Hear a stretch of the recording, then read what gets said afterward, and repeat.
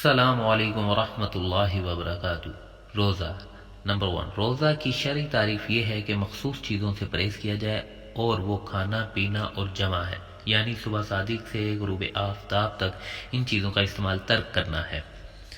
Number 2، روزہ ہر مسلمان عاقل بالغ تندرست انسان پر فرض ہے۔ نمبر 3، غیر مسلم یا نابالغ یا مجنون پر روزہ فرض نہیں ہوتا۔ نمبر 4، روزے کی نیت فرض ہے، اگر صبح سے شام تک بغیر نیت نہ کھایا نہ پیا جائے تو یہ روزہ نہیں ہوا۔ نمبر 5، واضح رہے کہ بیمار یا نابالغ یا مسافر پر روزہ رکھنا فرض تو نہیں، لیکن اگر وہ رکھ لیں تو ان کا روزہ ہو جائے گا۔ نمبر 6، روزے کی نیت کے لیے کچھ الفاظ پڑھنا غیر ضروری ہے، کیونکہ نیت کے قلب کے ارادے کو اور قصد کو کہتے ہیں، زبان سے بول لینا بہتر ہے۔ روزے کی نیت کے لیے یہ الفاظ وَبِصَوْمِ غَدٍ نَوَیْتُ مِنْ شَہْرِ رمضان ہیں۔